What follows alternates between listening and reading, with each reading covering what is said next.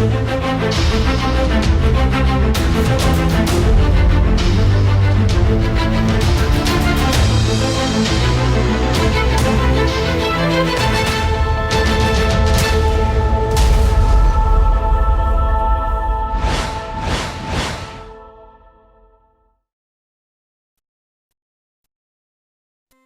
Speedrun podcast is a podcast project started in January of 2020. The primary goal of the podcast is to give insights to different games and categories involving speedrunning through interviewing different speedrunners. The secondary goal is to promote the speedrunners out there so more people can enjoy their content and hopefully try out speedrunning for themselves. We'll also dive into other subjects regarding speedrunning, such as mental health within and outside the speedrun itself and how it can affect the runner.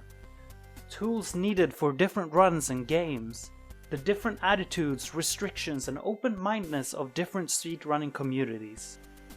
So ladies and gentlemen, I think it's time that we run right into episode 2 of the Speedrunner podcast with our guest, KyonLion. Alright, so hello everybody, we are here, episode number 2 of the Speedrunner podcast, and tonight we are here with Keyon. How are you doing? I'm good. How are you? I'm doing great. It's been a long day and it's been a great day, but at the end of it, I'm doing good. Good. So, first of all, how about you tell us a little bit about yourself? All right. Well, I'm KyonLion. Been streaming on Twitch since 2016. Been speedrunning since about that time too, but been interested in speedrunning a lot longer than that. I'm Canadian. I recently became a dad. I think that's basically all you need to know about me. All right, nice. Congratulations on becoming a father. Oh, thank you. And once we're on the topic of congratulations, also congratulations on getting the world record in I Have No Mouth and I Must Scream Lunar Percent. Oh, thank you. It's about 2 weeks ago? Yeah, it was about 2 weeks ago now, and thank you for the congratulations, but I don't really see it as much of an accomplishment because I took the world record from myself. Hey, it's a world record is a world record. It's something to be proud of, nonetheless. Yeah, of course. But I get where you're coming from, though. I have a world record in a category that is essentially meaningless, so... But once we're on the topic, let's just dive right into it with the first question there. How did you get into speedrunning from the start? So, I've been interested in speedrunning for a long time. I remember back when everything was posted on Speed Demos Archive forums and all of that. I think the first ever speedrun that I saw that got me interested in the format and the style was a Final Fantasy VII speedrun. It was segmented, and that was by, I want to say, Garland the Great. But it might have been one of those, any of the old guard that were back in there, like Brutal, Carcinogen, SDA, any of those guys. But oh, wow, there's some old school names right there. Yeah, I'm dropping old names. So I watched that entire segmented run. It was over like 60 parts or something like that. Oh, wow. And I kind of just studied it, tried to execute it on my own when I could, and didn't really get too far into it because that's a very long game, and that segmented run, it was a lot to learn. Yeah, it's a long game with a lot of tricks to it. Yeah, totally. And that's like over 10 years ago now, so the game has really progressed since then. But yeah, so that was my original kind of inkling towards speedrunning. And then I found out about Twitch, and this must have been like probably 2013, 2014. And that was the reason I joined Twitch. The reason I made a Twitch username was so I could be in the chat for Sereth and Crumps2 when they were doing the first FF-thon, the first like run through from Final Fantasies 1 through 13 at that time. So yeah, I met Sereth last year, but he knows that I'm a big fan of his, and I literally made a Twitch account because of him. Oh wow! Did you mention that to him when you met him? Yeah, I did. He was pretty flattered, but if you've ever met Sareth or interacted with him, he's kind of a meek guy. He doesn't take compliments. Well, he takes them in stride, but he doesn't try to hype himself up or anything. Yeah. Yeah. So he's very like humble about it. Mm-hmm. And then from there, the first speedrun I ever completed was Digimon Story Cyber Sleuth. And that was just a game that I enjoyed playing casually. And so I was a little curious about the world record. So I found this thing called speedrun.com, and I looked to see if anybody had speedrun Digimon Story Cyber Sleuth. And there was one run that was on the PlayStation Vita version. And it was like 11 hours and 46 minutes. And I watched that video and again studied it. And I said to myself, I can do this faster. I can be faster than that. And so from there, I had already gotten into streaming a little bit. The first game that I streamed on Twitch was Final Fantasy XIV, and I knew that I had a desire to keep going with that. So I bought an Elgato and I hooked it up to my PS4 and I streamed Cyber Sleuth. And I think that first run that I ever did ended up being 10 hours and 3 minutes and 43 seconds, 10:03:43. So I beat the previous record by an hour and 40 some minutes. That's impressive though. Like for a first run, beating it by an hour as well in such a long speed run. But Yeah.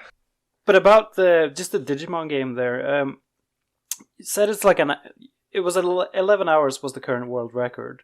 So when you studied it, how many hours do you reckon you put into just studying the run? Because 11 hours is a lot to process.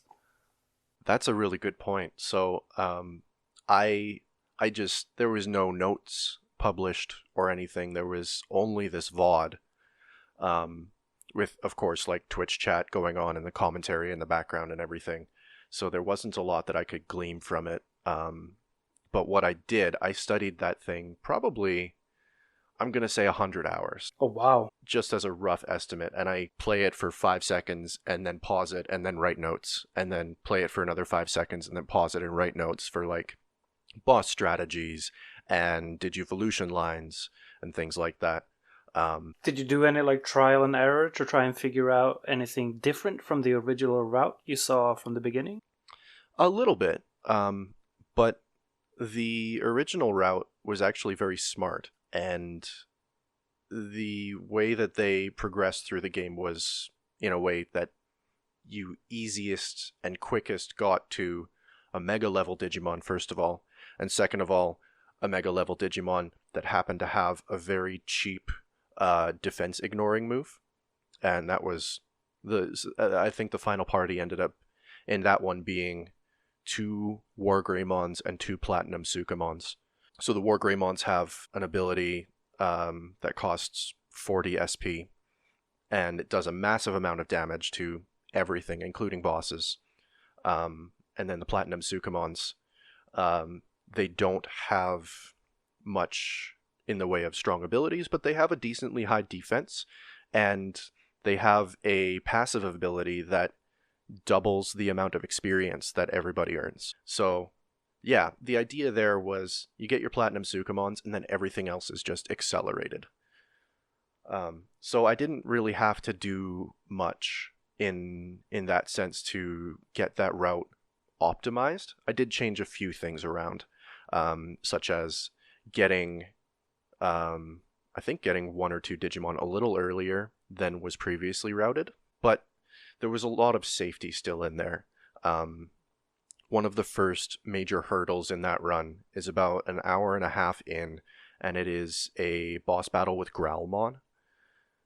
And so the main strategy is to get 2 champion level Digimon before going to that boss battle, which is in a lot of ways a very safe strategy.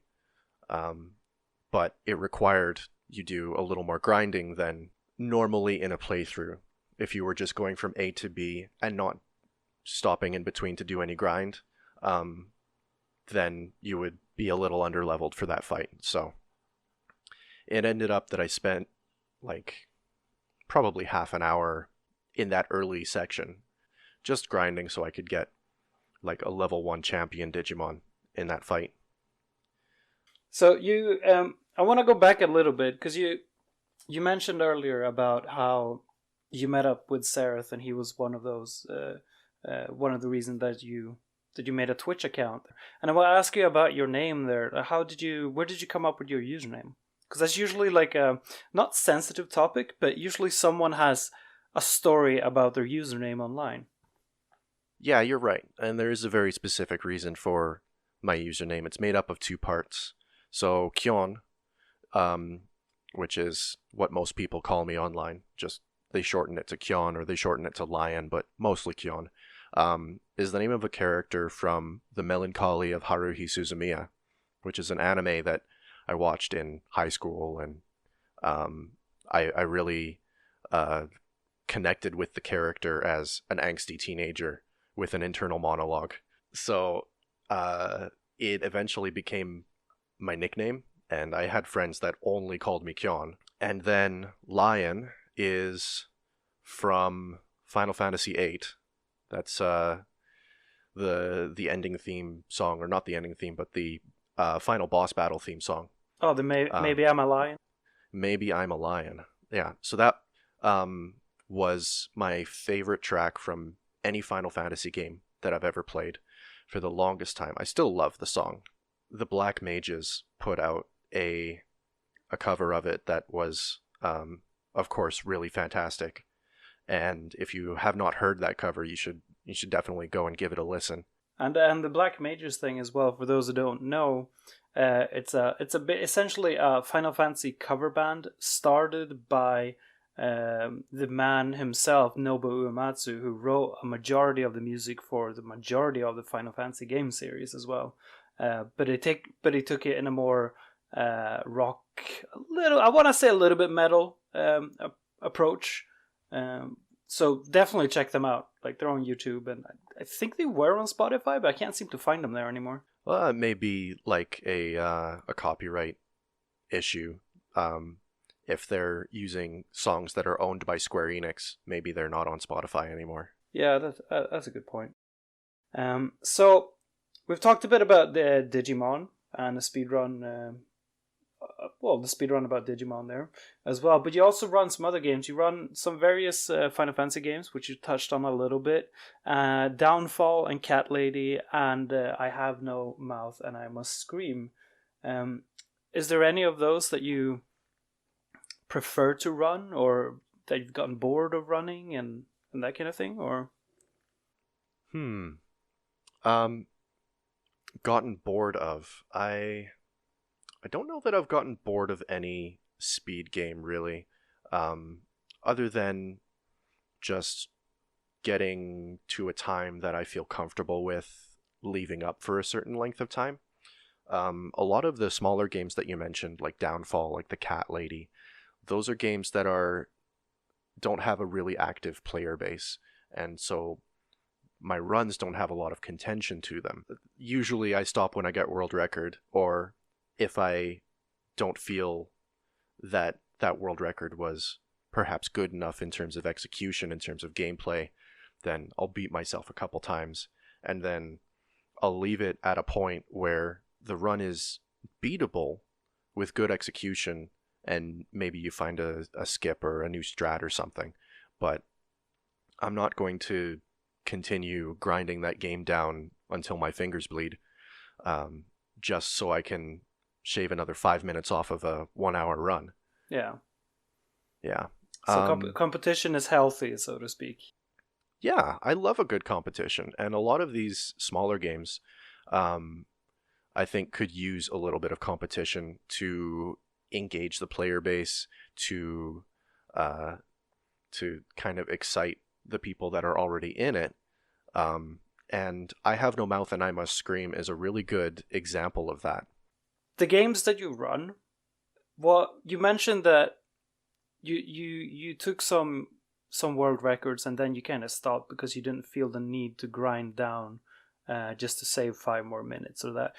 Was your goal from the beginning to get world record, or what was the reason for, not that you got into speedrunning, but that you kept going with speedrunning? What was your goal?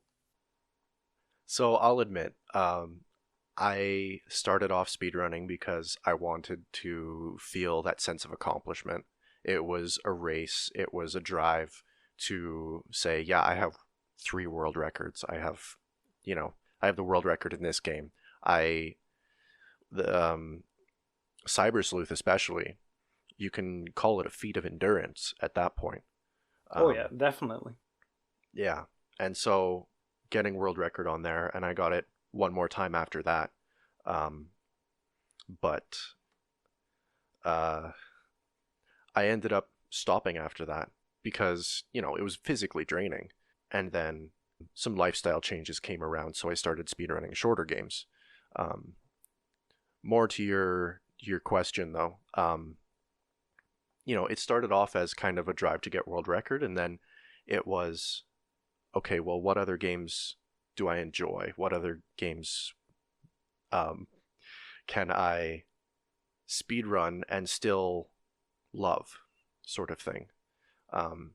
Because speedrunning is, it's kind of become part of my identity as a person who plays video games. I really like to ignore the conventional wisdom of 100%ism, or the common critique of speedrun is, I don't like how they do all the glitches. I prefer the I prefer to experience the game in the way that the developer intended. And I kind of go against that a little bit, and I like to explore what can be done outside of, or sometimes inside of, what the developer intended the experience to look like. Yeah, it's interesting you should say that, because that's the never-ending debate when it comes to speedrunning. What is the true any percent category in a game? I feel like there's a lot of debate going on, and has been going on for like years and years and years, and it's different for every game. If glitches makes the game a speedrun, like you can classify the speedrun as a proper run if it has glitches or if it doesn't have glitches. Some people doesn't consider a speedrun with glitches to be an actual speedrun because it's a form of cheating in a sense, whereas others have the argument that no, in any percent it's literally you do anything to get to the end of the game, including glitches. But that's very different depending on what game you're talking about, because some games have category specific categories for them. And like, I'm thinking of Final Fantasy VI for an example. It's a great example because you have the any percent, and then you have a no sketch any percent, and you have this and this and this category, and basically some of them are 6 to 8 hours long, whereas another is an hour or 2, if I'm not mistaken, based on a single glitch essentially that allows you to skip a majority of the game. What is your opinion in general, not being game specific, but do you think a speedrun is a speedrun if it contains a glitch? Absolutely. Any percent categories are some of my favorite to watch. Don't get me wrong, I still enjoy like no sketch in Final Fantasy VI or no slots in Final Fantasy VII, because there's just that it makes up for it in other ways, and it's more enjoyable in other ways. But I feel that any percent, just trying to do it as fast as possible by any means necessary, can be a really, really enjoyable run. Pokemon Red, for example, where you're literally corrupting the game's memory in order to skip yourself and flash yourself into the uh, the Hall of Fame room. Oh yeah, isn't that like a 2-minute speedrun or something like that? I would have to double check. Yeah, I can't recall, but it's very very short. At least I know that much. It is very very short, less than 15 minutes for sure. Yeah. But like those sorts of things are just wild and a testament to human ingenuity when they put their heads together, when they, when this entire community comes together to say, okay, what can we do with this? What can we do with this? And it's not just speedrunners, it's also ROM hackers. It is like data miners. It's kind of everybody, glitch hunters. And you can really see the changes over time to those speedruns because, you watch it in 2016 and you're like, wow, this is really cool. And they've got so much movement tech and everything. And then you watch it in 2017 and you're like, this is a completely different game. It's a completely different run, a very different experience. Have you been following the progression with Legend of Zelda Ocarina of Time recently? I have not. I've seen some things on Twitter that there was something new discovered, but I haven't really watched much Zelda to know what it was about. All right, so I've been following this kind of from the outside looking in because I'm not a Zelda speedrunner by any means. But it was only a couple months ago that some data miners and glitch hunters found a way to perform arbitrary code executions, or ACE, in Legend of Zelda Ocarina of Time. So arbitrary code execution is a fancy term for doing specific things and specific actions to make the game do what you want, and that's usually outside of the bounds of what usually goes on in the game. Against what the developer intended. So this is things like getting the Master Sword early, or opening a chest that usually has like 5 rupees in it, and instead getting the hook shot. Those sorts of things. And so this has been tried and tested and tried over so many iterations. And so Legend of Zelda Ocarina of Time Any Percent, which is the category that is mainly going to be using these arbitrary code executions, is now down to below 12 minutes, I think. Oh, wow. Yeah. That is an insanely short run for a Zelda game. It really is. And looking at that versus watching, say, like an Any Percent speed run of it a year ago, it's just a very different experience watching it. And I'm sure it's a very different experience running it as well. Entertainment value, you can say one is better than the other, but it's just really hype being able to watch these things happen. Yeah, that sounds very interesting. I might have to check that out and see what it looks like, because I'm like you in the regard that I enjoy runs that have these crazy glitches or manipulations, because I like to have my mind blown, and when these type of things happen, you're just sitting there like, what just happened? It's very very intriguing. I remember watching I don't remember how long ago this was discovered, but it was for Super Mario World. There was a runner who he described a similar thing to what you just described, but he executed what looked like, if you're just watching it, it looks very, very bizarre, because he's just running around doing these random things. But everything he did had a specific purpose on a specific pixel, causing him, in the end, I think it was like after 5 minutes of just running around looking like a madman, he just teleported to the end of the game. Yeah. And it just left me in shock when I saw it. I was like, what just happened here? So finding out that those types of things can still be done in newer games than that, like Zelda, for example, that is mind-blowing to me. So I'm definitely going to look that up after this.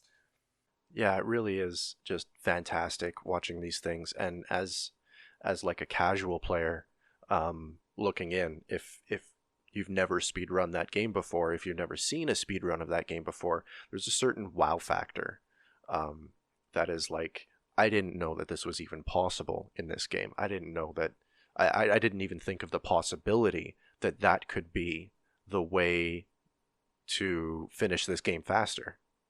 Yeah, I mean, in some regard, it could be, for some games, it could be the future of speedrunning. Like in this case for Zelda, it's changed the speedrunning route so intensely that the run is just 12 minutes now. And that in itself it's very fascinating that it can change so much in a whole community. But getting back to your speedruns a little bit, I want to talk just before we do a little bit of a deep dive.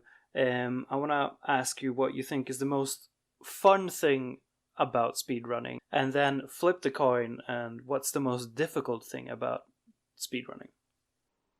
Ooh, getting in tough, eh? Yeah, that's just the warm-up. All right.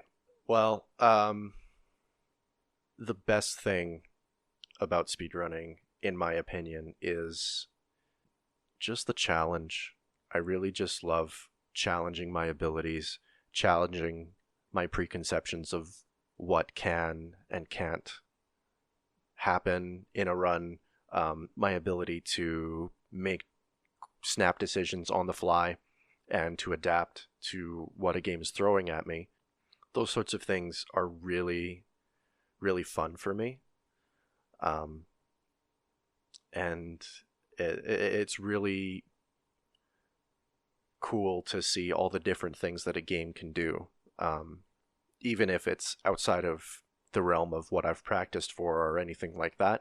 And even if I'm seeing that timer go into the red, anything like that, it's still like, this is a way that I can get better. This is a way that I can do better.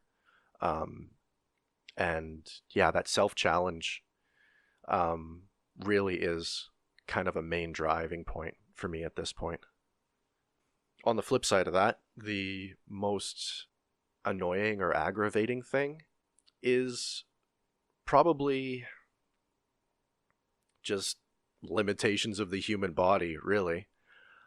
Yeah, I mean, in a 11-hour run, that's bound to be a factor at some point. Yeah, and even saying that, I kind of feel pretty pretentious about it, but if I'm playing I Have No Mouth, and I'm trying to, it's a point and click game, so I need to make really quick movements with accurate precision in order to click on the proper thing on the screen. And, you know, if I'm off by 2 pixels, it wastes 5 seconds, and then I have to try and do it again. And so, like, the limitations with my accuracy, the limitations with, like, if my hands start shaking, or, you know, over those long runs, like the 7-hour, 8-hour, 10-hour runs, if I need to take bathroom breaks, or if I need to eat food, then sometimes that can slow you down. Sometimes there's not a cutscene that's 2 minutes long so you can take a pee break or whatever it is. I'd say that's the most annoying thing to me, is just my own physical limits. Other than physical limits, I had Zuio 007 on the show on the last episode, and we dived into a little bit there on the positive and negative effects that speedrunning, both watching, being part of a community, or doing the actual run, can have on the mental state of a runner. What do you think about that topic in general? Do you think it's an issue that should be talked about more? How people are not being pressured, but pressuring themselves because they want to perform and they want to get that PB or world record and move up the charts. Do you think it's an issue in the speedrunning community as a whole, in general? Oh, absolutely. And I do agree it needs to be talked about a lot more. Because there is, you know, there's pressures from yourself, there's pressures from society, whatever that society happens to be. And we really need to learn to take care of ourselves first. So, you know, if you're not in a good mental state, then you're going to perform worse. And then it's just a vicious cycle because you get aggravated that you're not performing well, and then you dive deeper, and it, yeah. So really, I've learned how to do that with myself, and probably it only happened very recently for me that I've learned to take the time for myself to give myself time and space and time away from the game, time away from the camera, time thinking about things that are not video games. It really needs to be a balance, and if it's not going to be a healthy and productive thing, then speedrunning can be a detriment. Absolutely. I 100% agree with you, because as you said, it's not just in speedrunning, but in life in general, balance is very, very important. And you see these runners who do, they are very successful. They have a big following on Twitch, for example. It's their job to stream 9-10 hour runs a day. But you also see some of them, if you watch them regularly, you can tell that today is not their day. They're not feeling it. They're doing it because they have that pressure that they have to, because it's their job.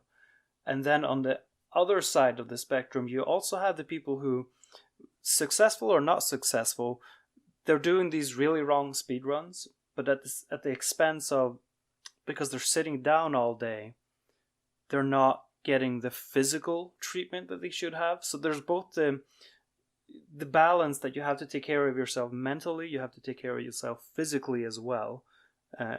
Not just in order to speedrun a game 9 hours a day, but just in life in general. And I do feel, I feel really strongly about that. This is something that has to be discussed more, not necessarily in the form of a PSA, like, oh, in order to be allowed to speedrun for over 6 hours, you have to do 100 push-ups before you do it, or something like that. But it needs to be brought up more, maybe by the more successful streamers saying that it's important to exercise both your mental health and your physical health.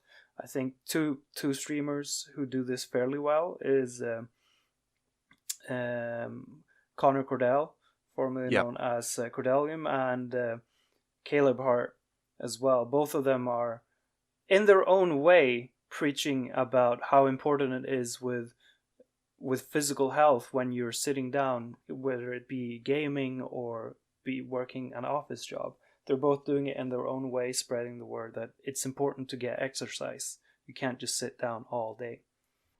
Absolutely. Yeah, there are certain things that are coming into the community and have been in the community for a while that are generating this kind of positive change towards awareness about physical and mental needs.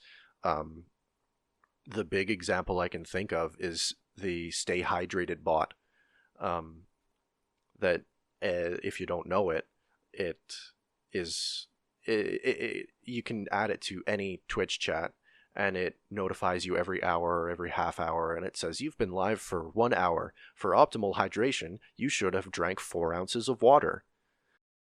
Yeah, and it's a very important thing, and it's a very good thing that bot exists, because I have it in my own chat, and I'm usually very good at drinking water when I'm streaming, but I mean, I'm human, I forget, and usually around the time when that bot comes up, it's like, oh yeah, I have no water, I need to go get water. So it's almost, I feel like, should be a default in every channel on Twitch, regardless if you're speedrunning or not, because if you're streaming for 8+ hours, it's important to stay hydrated as well. Absolutely.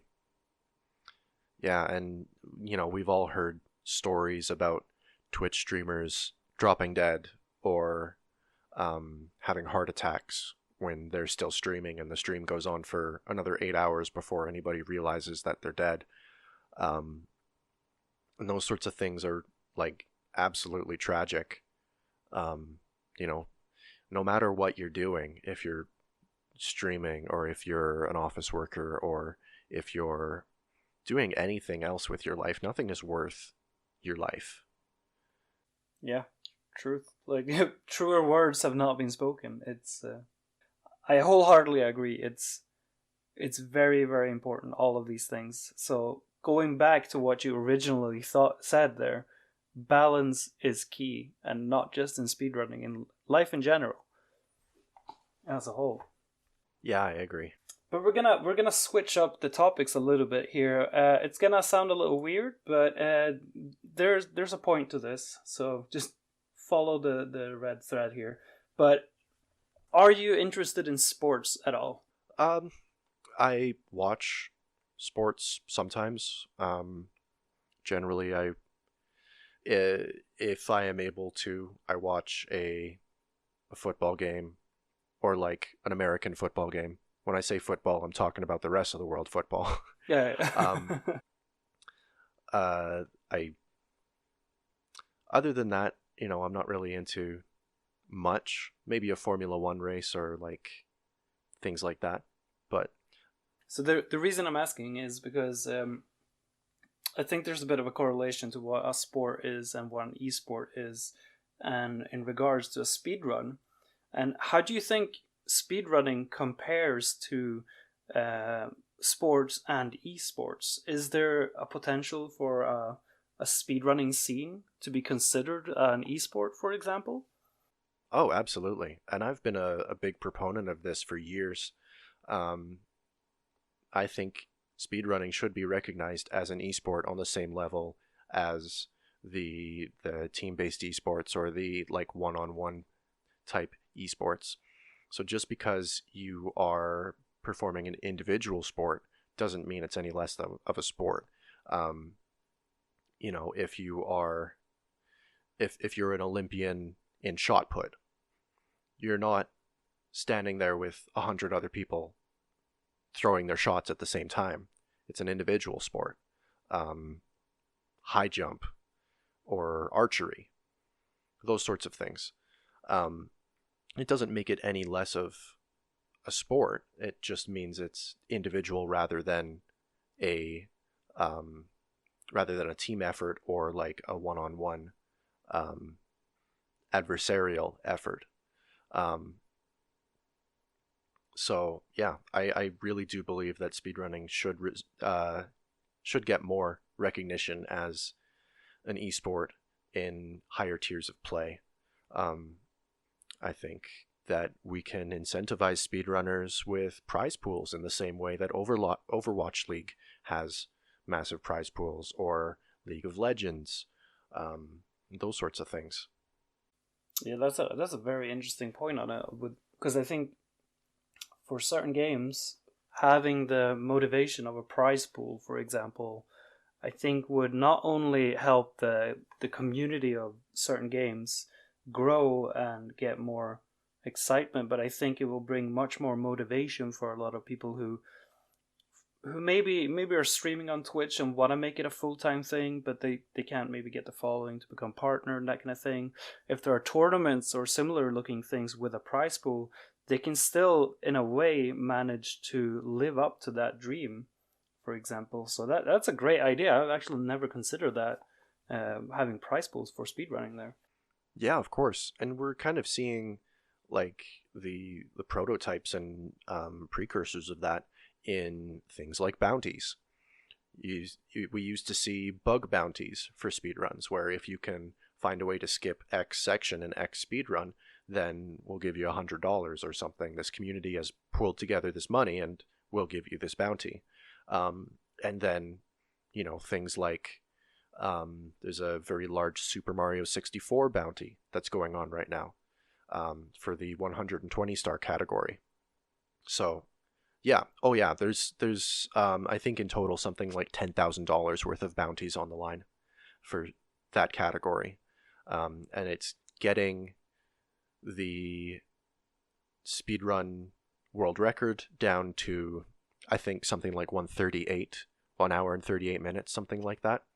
And that has like had new runners and experienced runners who had maybe fallen off of that category because it was no longer seen as competitive. They've all come back in droves, and everybody is grinding for this category now. There was a similar bounty set up for Super Smash Bros. For the N64 for the Break the Targets. So those are individual levels.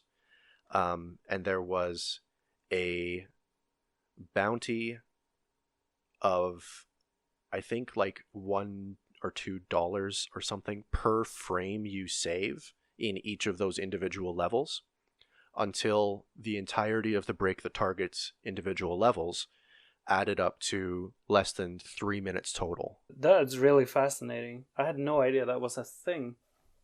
So that's, as you said, that could be a predecessor to what is to come in the future. Who knows what the scene will look like? Yeah, I totally agree. But what do you think about? It's not really the same thing, but it's kind of, in a way, a similar thing. Events like AGDQ or ESA or RPG Limit Break that are more about gathering the community, both runners and the viewers, for a greater cause, like saving money or donating money for cancer research or that kind of thing. What are your thoughts on those types of events? I love them. I go to as many as I'm able to. I think it's beneficial for a number of ways. First of all, as you said, it's gathering the community together. You get to see people in person that maybe you've only seen or met online. You've only interacted with them over Discord or Twitch chat. Getting to meet them, getting to know them as people, it kind of humanizes what you're doing. And you really get to see the human element of meeting people that were in some ways previously unavailable, or like that you put up on these pedestals of they're so good, they're like a Twitch partner, they've got X amount of records, they're super good at what they do, and they're extremely knowledgeable about their games. Well, when you actually meet them, they're like the kindest, sweetest person ever. Shout outs to Sereth one more time. Yeah. Yeah, love that dude. And so there's that big human element to it, and also like gathering the community together for a common goal, a common cause, is really important, because you're voicing your support for these issues. For RPG Limit Break, it's NAMI, the National Alliance on Mental Illness in the United States, and it really, that's an issue that's very dear to every one of our hearts. I'm sure everybody has either experienced or knows someone who has experienced some sort of mental illness or mental unwellness, and it needs to be destigmatized. It needs to have more awareness around it. It needs to have more clinical research around it, in order to make sure that people who are living with these conditions can to continue doing their thing, living their best life. Yeah, absolutely. I completely agree with you there as well. But we talked about the mental health a little bit within speedrunning there. And in regards to these events, what do you think the people organizing the events, as well as the viewers and the streamers out there, can do to lift this issue more, to show that this is an actual thing that we need to care about, and we need to raise awareness about mental health within not only the speedrunning community, but gaming in general? Just simple things. Just carry it with you. Just that message that people are so desperately trying to get across is just to be cognizant of what you're doing, to find in yourself a balance, and to carry that with you. Carry the message of spreading awareness for mental health, or carry the message of like cancer prevention or the Doctors Without Borders movement, those sorts of things. Just try and be a good person, basically. Whether that's in person or online, keep your interactions to how you would like to be treated. If you're trolling somebody in Twitch chat, trolling is okay to a certain extent, but keep it light and don't go overboard with it. You know, think about if you were the streamer and if somebody in your chat was telling you, man, you suck at this game, why don't you just quit? That's, that's harmful.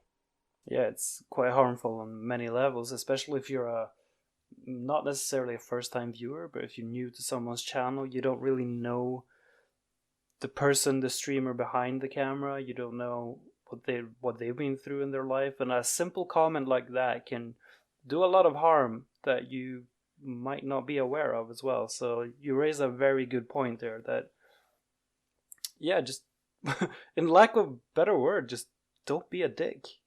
Just be a good person. Yeah.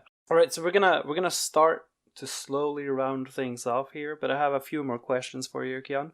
And one of them is, what's the most impressive speedrun you've ever seen?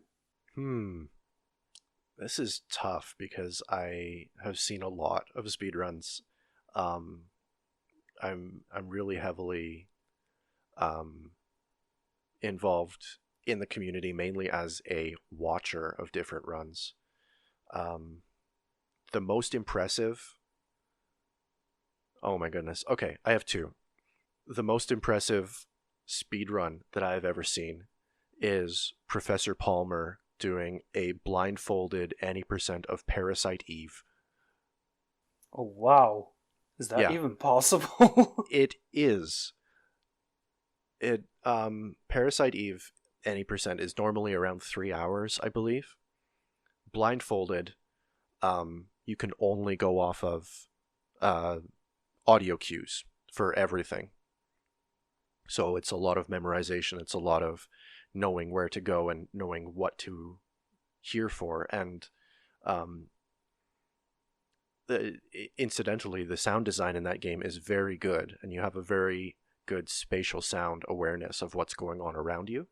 But the run ends up being like 6 hours or something like that. And it's just, if you've never seen that happen, it is one of the most impressive things that I have ever seen.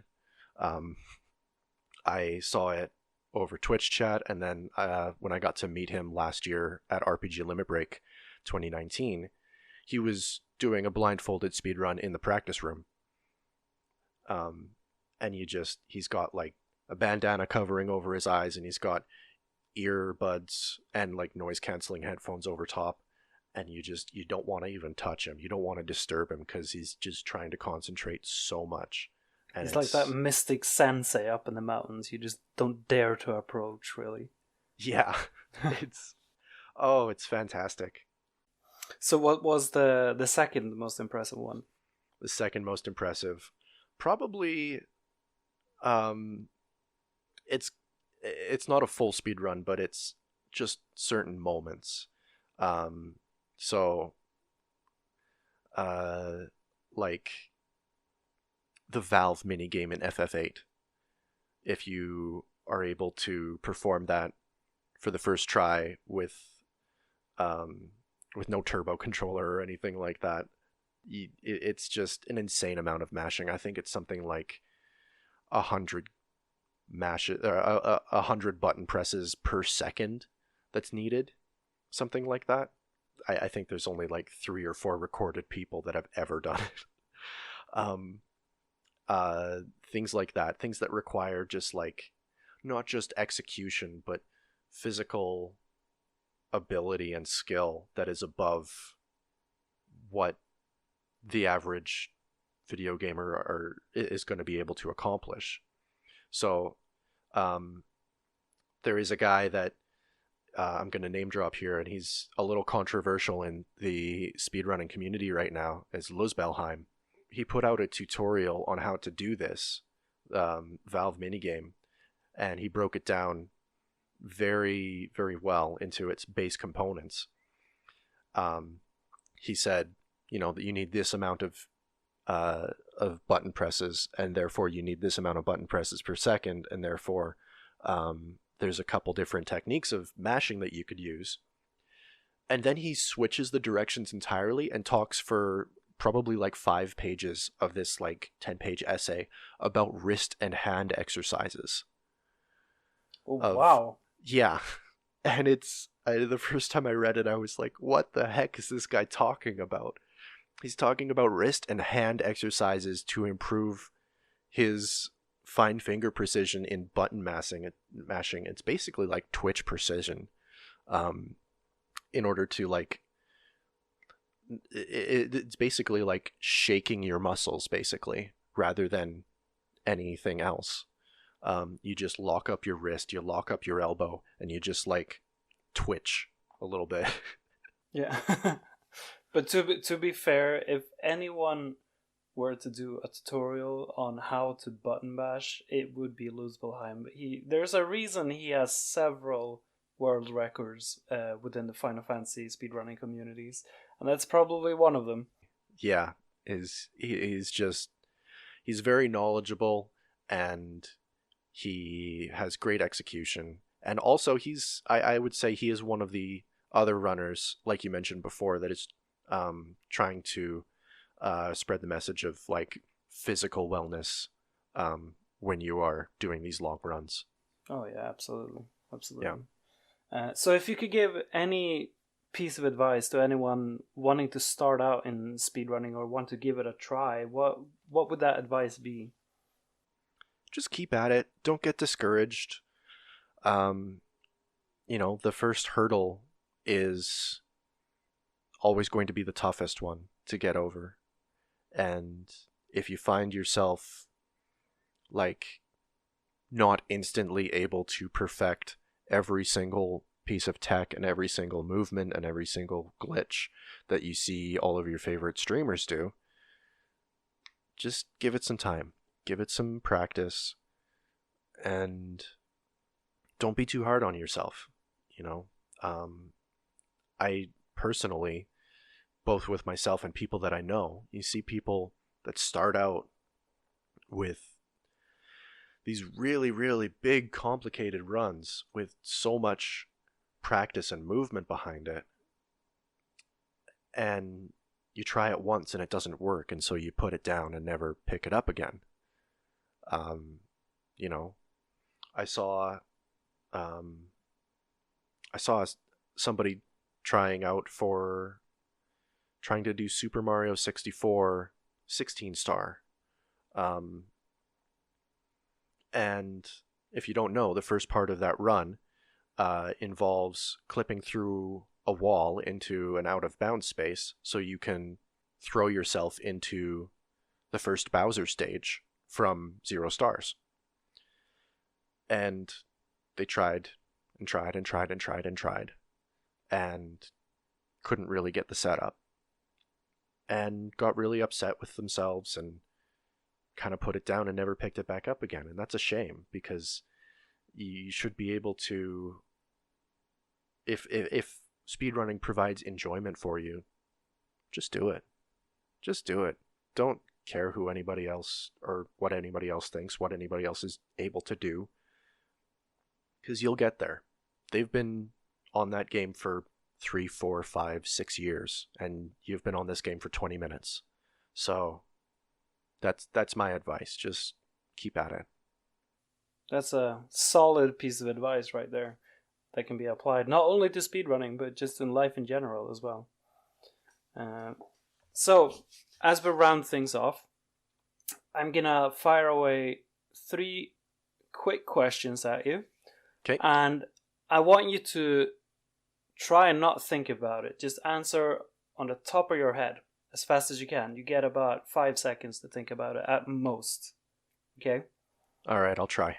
So here's the first question, right? Top 3 pizza toppings. Go.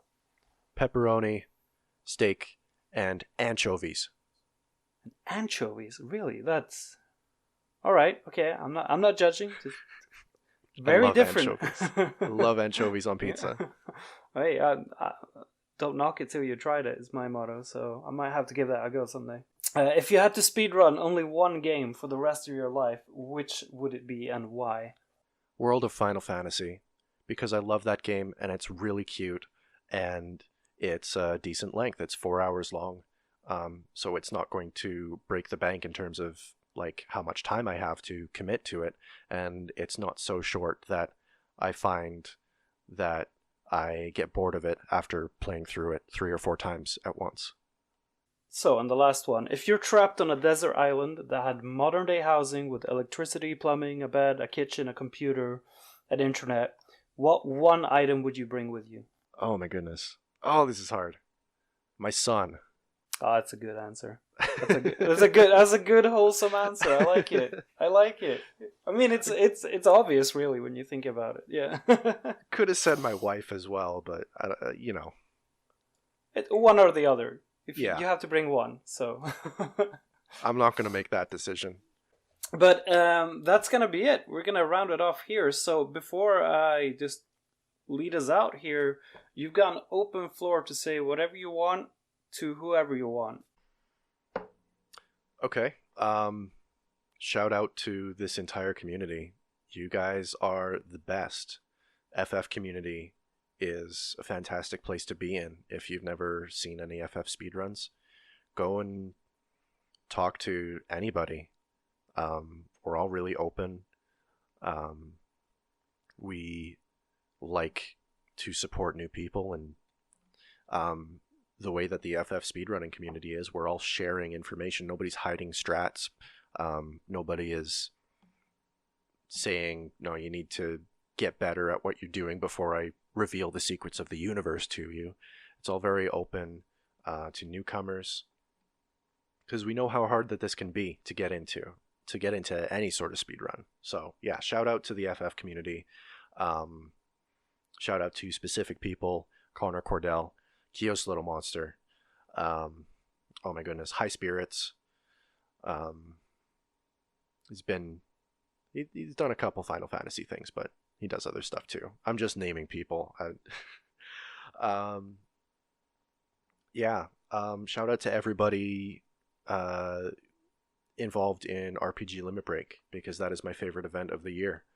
I'll be going again this year, RPG Limit Break 2020. Whether I get games in or not, I'm still going to be going. Shout out to Slant Carson, to Big Man Japan, for being the second runner in a game with only one runner. Shout out to my wife and my son for being super supportive, even if you don't know what I'm doing. And yeah, providing me a little bit of time to practice and perform my hobbies. All right, nice. So if people want to give you a follow or see what you're up to or streaming, where can they find you? You can find me on Twitch at KyonLion, KYONLION. You can find me on Twitter, Kyon_Lion. Same with Twitter, I said Twitter. Instagram. You can find me on Instagram, Kyon_Lion. I post pictures of my kid. I post pictures of beer. All right, nice. Well, that's been episode 2 for the Speedrunner podcast. It's been great having you on the show, Keyon. Thank you for coming on. Well, thank you for having me. It's been a pleasure.